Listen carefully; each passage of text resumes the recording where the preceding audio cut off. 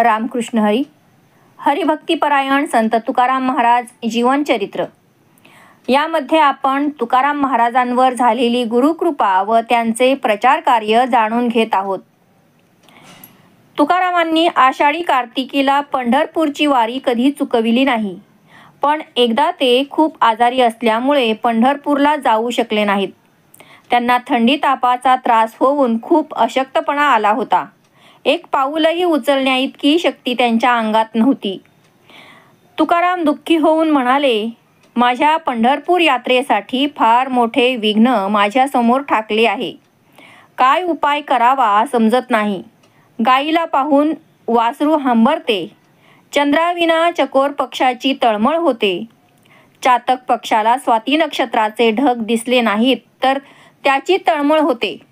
त्याचप्रमाणे आपणाला पंढरपूरला जाता येणार नाही याचे दुःख त्यांच्या हृदयात होते.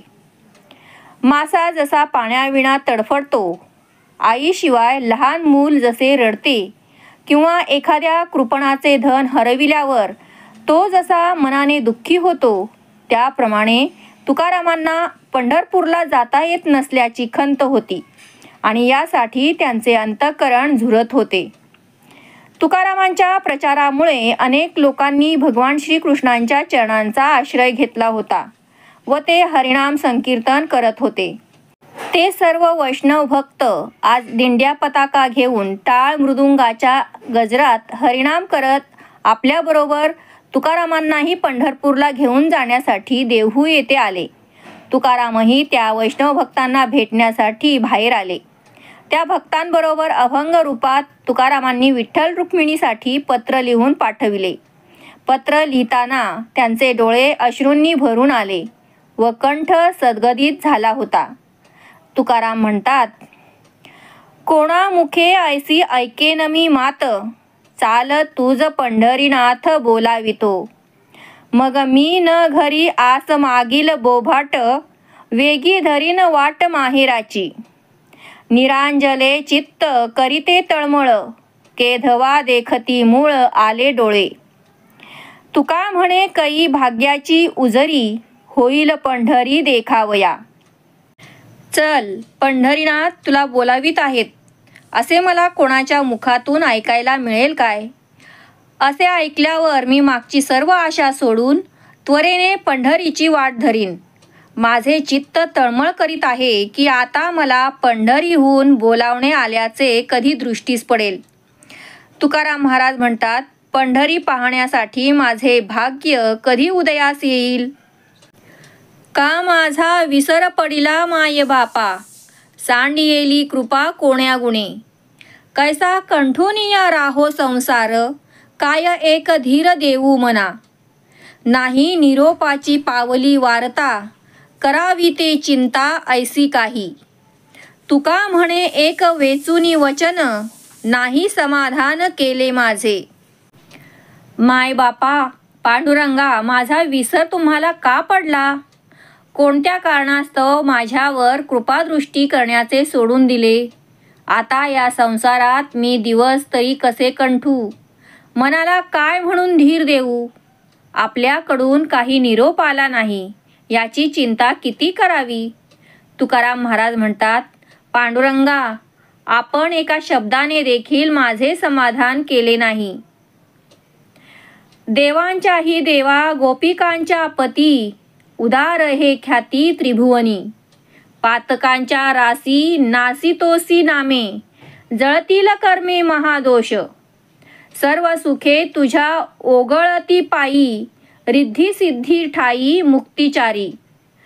इंद्रासी दुर्लभ पाविजे ते पद, गीत गाता छंद वाहता टाळी.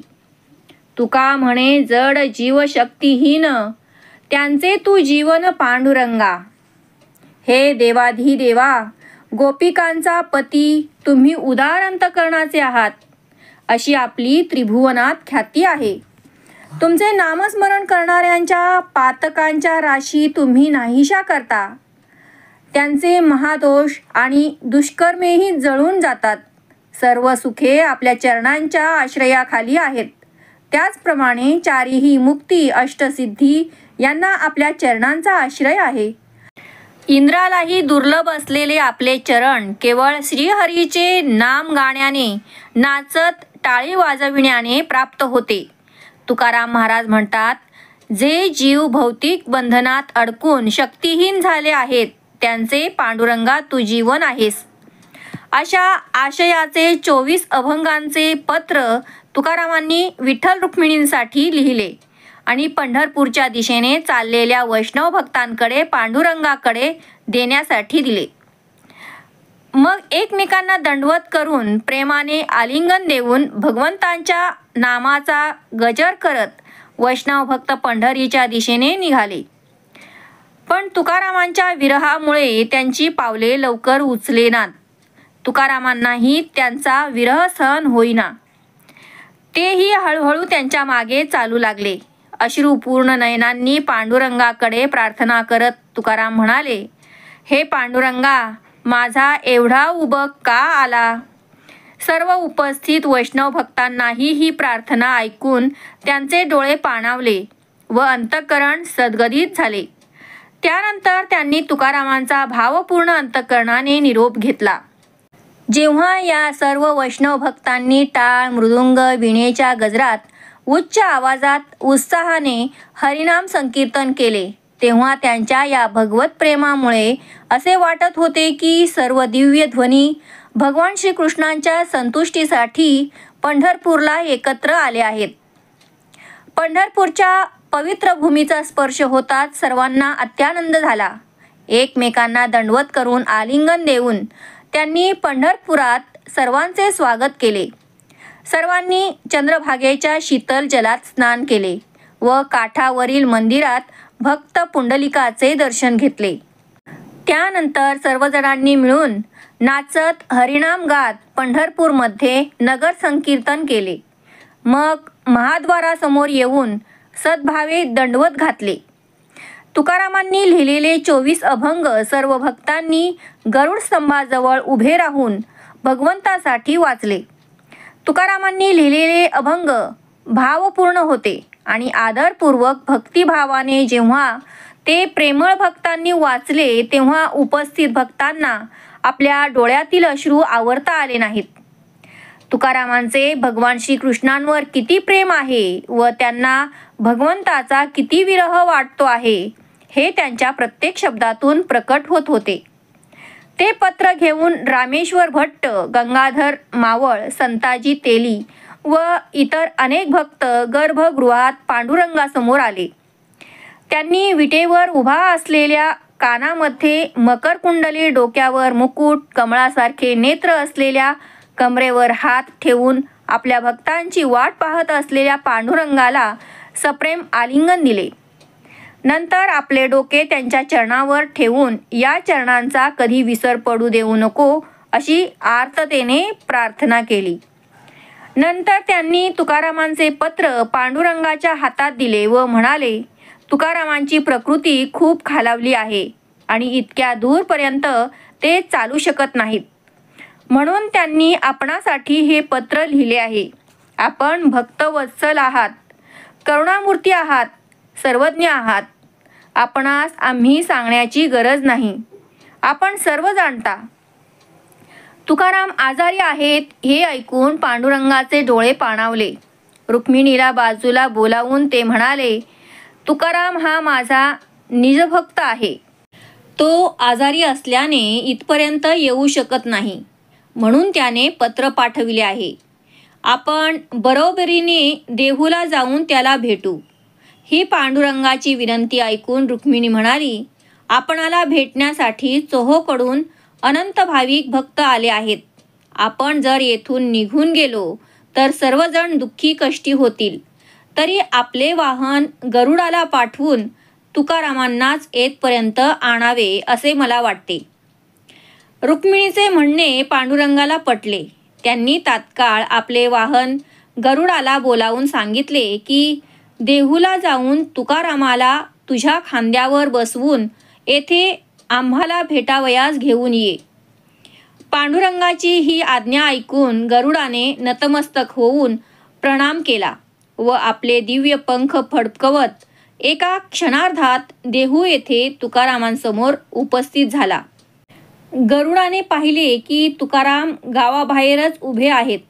सर्व भक्त मंडळी पंढरपूरला गेल्यापासून जिथे त्यांना निरोप दिला त्याच ठिकाणी तुकाराम पंढरपूरच्या दिशेने आपले डोळे लावून त्यांची वाट पाहत उभे होते.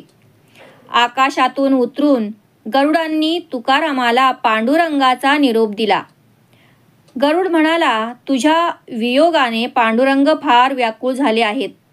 तुझ्या शरीरामध्ये पंढरपूरपर्यंत येण्याची शक्ती नाही, म्हणून तुला आणण्यासाठी मला पाठविले आहे. असे म्हणून तुकारामांना पांडुरंगांनी पाठविलेले पत्र दिले. तुकारामांनी ते पत्र आदरपूर्वक वाचण्यास सुरुवात केली. पांडुरंगांनी लिहिले होते, माझ्या भेटीला तू येऊ शकत नाहीस म्हणून तुला वियोग वाटतो आहे. पण समजून घे, माझीही अवस्था तशीच झाली आहे. म्हणूनच तुला आणावयास मी गरुडाला पाठविले आहे. त्याच्या पाठीवर बसून पवित्र क्षेत्र पंढरपूरचे दर्शन घेण्यासाठी त्वरित ये. मलाही त्यामुळे आनंद होईल. नाही म्हणू नकोस, मी वाट पाहत आहे. पांडुरंगाचे असे भावपूर्ण पत्र वाचून तुकारामांच्या डोळ्यातून अश्रू वाहू लागले. गरुडाला ते म्हणाले, असे अनुचित वर्तन मी कसे करू? आपण माझ्या स्वामींचे वाहन आहात. मी केवळ त्यांच्या पादुकांचा वाहक आहे. पायातले अलंकार सोन्याचे असले तरी कोणी डोक्यावर घालत नाही. माझा हा संभ्रम पांडुरंगाला सांगा. असे म्हणत तुकारामांनी गरुडाच्या चरणांवर मस्तक ठेवले. तुकारामांची ही प्रामाणिक इच्छा ऐकून गरुड परत पांडुरंगाकडे आला. नमस्कार करत म्हणाला, तुकाराम माझ्या पाठीवर बसावयास तयार नाही, पण आपली वाट पाहत गावाबाहेरच उभा आहे. हे ऐकून पांडुरंग भावविवश झाले व रुक्मिणीला म्हणाले, आता आपल्याला तुकारामाला भेटावयास देहूला गेलेच पाहिजे. इकडे 4 दिवस झाल्यानंतर सर्व वैष्णव भक्त गोपाळपुरा येथे आले. तेथे गोपाळकाल्याचा कार्यक्रम झाला. सर्वजण भगवान श्रीकृष्णांच्या बाललीलांचे वर्णन करण्यात व ऐकण्यात मग्न होते. भक्तिरसात न्हाऊन जात हरिनाम संकीर्तन करत वैष्णव तल्लीन होऊन डुलत होते. असा दिव्य महोत्सव साजरा केल्यानंतर सर्व यात्रेकरू आपापल्या गावी परतीच्या प्रवासाला निघाले. भक्तांनी पंढरपूर सोडून जाताना भगवंताकडे कळकळीची प्रार्थना केली. ते म्हणाले, देवाधिदेवा रुक्मिणीवरा, कृपा करून तुकारामाला भेटण्यास जावे. अशी तुकारामांसाठी प्रेमाने प्रार्थना केल्यावर सर्व वैष्णव आपापल्या मार्गाला लागले. रस्त्याने हरिनाम संकीर्तन करीत पंढरपूरची आठवण करत करत पुन्हा देहू गावाजवळ वैष्णव मंडळी परत आली. देहू गावाजवळ परत आल्यावर त्यांनी पाहिले की तुकारामांनी ज्या ठिकाणी जाताना निरोप दिला होता त्याच ठिकाणी ते पंढरपूरला गेलेल्या भक्तांची परत येण्याची वाट पाहत विरह भावनेत उभे आहेत. तुकारामांचे डोळे पंढरपूरकडे लागले होते. सर्व भक्तांनी त्यावेळी ज्या अवस्थेत तुकारामांना पाहिले आणि आश्चर्यचकित होऊन म्हणाले, एवढी भक्ती करण्याचा निर्धार कोणाकडे आहे? शिवाजी महाराजांनी तुकारामांच्या चरणांशी लोटांगण घालत भेट म्हणून सुवर्ण मोहरा, रेशमी वस्त्रे, अलंकार एवढेच नव्हे तर एक गावही बहाल केले. पण तुकारामांनी त्याचा स्वीकार केला नाही. त्यांचे अंतःकरण पूर्णपणे भौतिक इच्छांपासून मुक्त झाले आहे. तुकारामांच्या केवळ दृष्टीपाताने लोखंडाचे सोने झाले, पण त्यांच्या पत्नीच्या गळ्याभोवती एक फुटका मणीही नाही, कारण सोने त्यांना माती समान वाटते. तुकारामांच्या आजूबाजूला अष्टसिद्धी घुटमळत असतात, परंतु त्यांच्या घरामध्ये एक वेळ पुरण्या एवढे धान्यही नाही. असा वैष्णव कोठे आहे का? सर्वांनी तुकारामांना पाहून साष्टांग दंडवत केला. त्यामध्ये रामेश्वर भट्टही होता. तो स्वतःला आता तुकारामांचा शिष्य समजत होता. त्याने दंडवत केल्यावर मी ह्याचा गुरु आहे असा अहंभाव न ठेवता तुकारामांनीही त्यांना दंडवत करून प्रेमाने आलिंगन दिले. तुकाराम स्वतःला कधी गुरु समजत नसत. सर्व जीव भगवंतांचे अंश आहेत आणि आपण त्यांचे दास आहोत हीच त्यांची भावना होती. आणि अशा प्रेममयी भक्तीमुळेच तुकारामांनी भगवान श्रीकृष्णांना आपलेसे केले होते. सर्व वैष्णवांनी तुकारामांची भेट घेऊन एकमेकांचे क्षेमकुशल विचारले. पंढरपूरहून आणलेला प्रसाद त्यांनी तुकारामांना दिला. त्यांनी तो आनंदाने स्वीकारत सेवन केला आणि म्हणाले, माझे पांडुरंग कसे आहेत? ठीक आहेत ना? मला त्यांनी इथे दूर सोडून दिले आहे. त्यानंतर त्यांनी तुकारामांना पंढरपूर महोत्सव कसा साजरा झाला त्याचा सविस्तर वृत्तांत दिला व म्हणाले, पंढरीनाथ आज तुमच्या भेटीसाठी येत आहेत. तुकारामांना ही वार्ता ऐकून अत्यानंद झाला व उत्कंठतेने ते म्हणाले, भेटीची आर्त बहुत पोटी म्हणे चला जग जेठी सत्वर. असे म्हणत निश्चयाने पांडुरंगाची करुणा भाकत त्यांची वाट पाहत तुकाराम पंढरपुराकडे डोळे लावून तेथेच उभे राहिले. तुकारामांचा भगवंतांच्या भेटीचा हा निश्चय सर्व देहू गावकऱ्यांनी पाहिला आणि तुकाराम आपल्याबरोबर येणार नाहीत हे जाणून आपापल्या घरी निघून गेले. तुकारामांनी जेथून पांडुरंगाला पत्र पाठविले त्याच जागेवर ते भगवंताची वाट पाहत होते. तुकाराम वैकुंठ नायकाचे चिंतन करत तेथे उभे होते. तेवढ्यात गरुडाच्या पंखांचा फडत्कार ऐकू आला. भक्तवत्सल भगवान श्रीकृष्ण गरुडाच्या पाठीवर बसून आकाश मार्गातून खाली जमिनीवर उतरले. त्यांच्या अंगावरील दिव्य पितांबराच्या तेजासमोर सूर्याचे तेजही फिके पडत होते. त्यांचे शरीर फारच सुकुमार दिसत होते. त्यांनी दोन्ही हात आपल्या कटीवर ठेवले होते. कानांमध्ये आकर्षक मकर कुंडले घातली होती. त्यांच्या मुखाकडे पाहून प्रसन्न वाटत होते. त्यांच्या गळ्यात कौस्तुभमणी व गळ्याभोवती वैजयंती माला शोभत होत्या. त्याचबरोबर तुळशीमाळा धारण केलेले भगवान भौतिक जगातील दुःखग्रस्त जीवांना केवळ त्यांच्या दर्शनाने शाश्वत शांती व सुख प्रदान करीत होते. भगवान श्रीकृष्ण रुक्मिणीसहित आता तुकारामांसमोर उभे होते. तुकाराम आपल्या ध्यानस्थ अवस्थेतून सावध झाले व त्यांनी पाहिले की आपल्या समोर प्रत्यक्ष प्राणनाथ उभे आहेत. ताबडतोब त्यांनी पांडुरंगाचे चरण नतमस्तक होऊन पकडले. भगवंतांनी तुकारामला जशी माता आपल्या तान्ह्या बाळाला हृदयाशी कवटाळते त्याप्रमाणे प्रेमाने आलिंगन दिले. तुकारामांचा आनंद गगनात मावेना.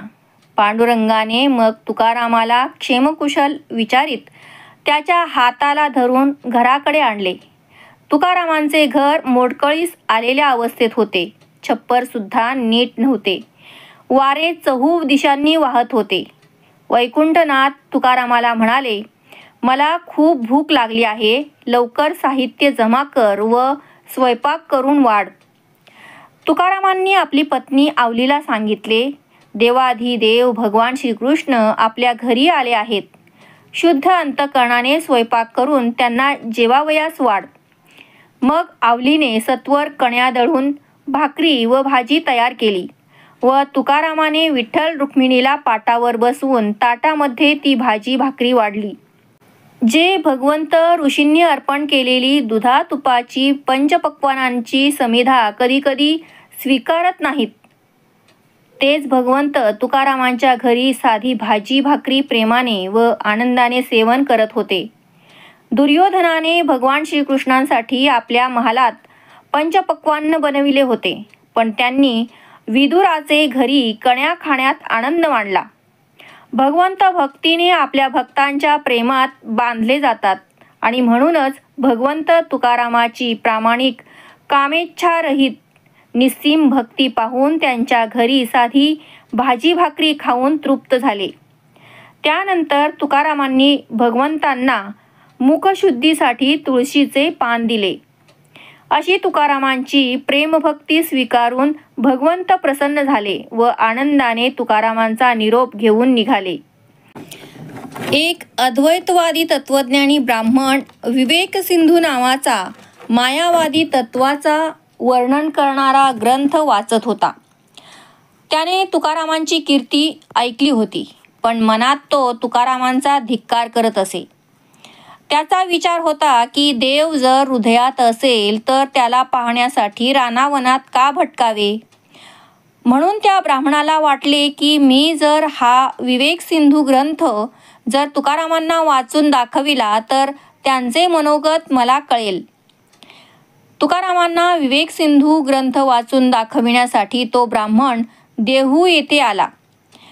त्याने तुकारामांना इंद्रायणीच्या काठावर नामस्मरण करत असल्याचे पाहिले. दोघांनी एकमेकांना पाहिले व सादर वंदन केले. तो ब्राह्मण विनयपूर्वक तुकारामांना म्हणाला, मी श्री मुकुंदराज विरचित विवेक सिंधू नावाचा आध्यात्मिक ग्रंथ आपल्याला वाचून दाखविण्यासाठी आणला आहे. कृपया ध्यान देऊन ऐकावा. त्या ब्राह्मणाचा सन्मान राखण्यासाठी तुकाराम म्हणाले, ठीक आहे, वाचून दाखवा. मग तुकारामांनी आपल्या डोक्यावरून सर्वांग झाकण्यासाठी चादर गुंडाळून घेतली आणि ब्राह्मणाला म्हणाले, अवतीभोवती पाहून माझे चित्त विचलित होऊ नये म्हणून मी माझे डोळे बंद करून घेतो. पण तू वाचन चालू ठेव, मी ऐकेन. त्या ब्राह्मणाने मग तो ग्रंथ वाचण्यास सुरुवात केली. जसा तो ब्राह्मण ग्रंथ वाचत होता त्याचबरोबर त्याचे विवेचन सुद्धा तो करत होता. पण तुकाराम एक शब्दही बोलले नाहीत. त्या ब्राह्मणाने आपले ग्रंथ वाचन चालूच ठेवले. 3 तास त्याने ग्रंथ संपेपर्यंत वाचन केले, तरीही तुकाराम एक शब्द बोलले नाहीत. त्या ब्राह्मणाने तुकारामांच्या चेहऱ्यावरील चादर दूर करून पाहिले तो काय आश्चर्य. तुकारामांनी आपले दोन्ही कान बोटे घालून बंद केले होते व मुखाने हरिनाम स्मरण करत डोलत होते.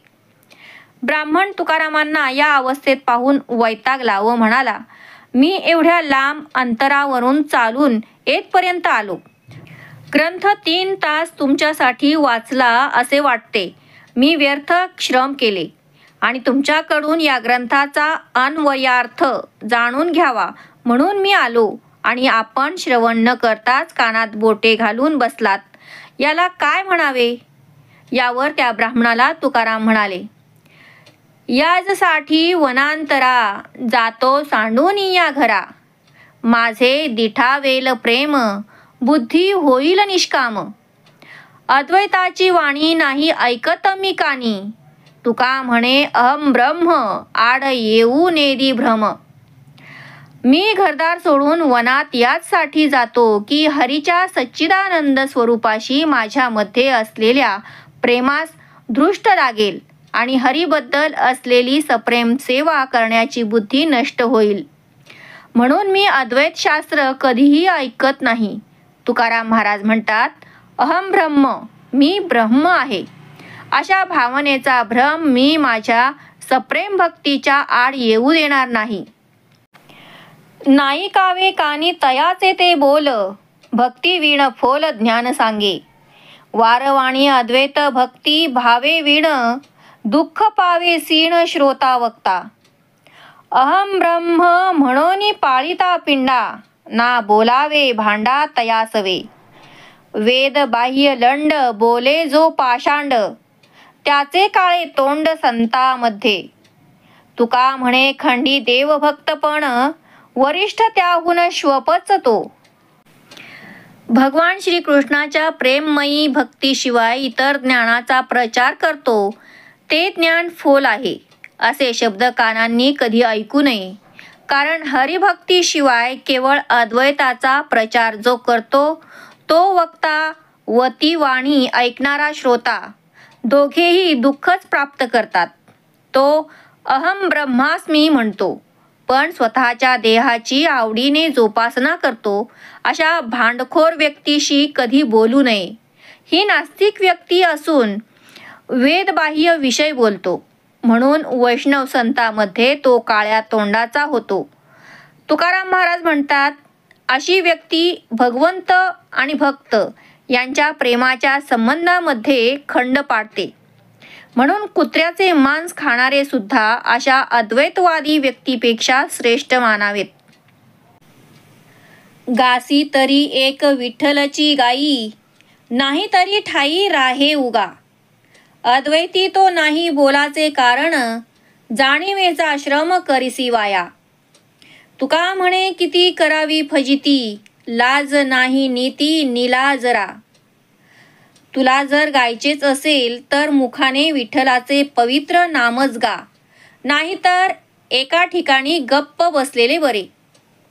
अद्वैत ज्ञान ऐकून उगाच जाणीवपूर्वक श्रम करून घेऊ नकोस.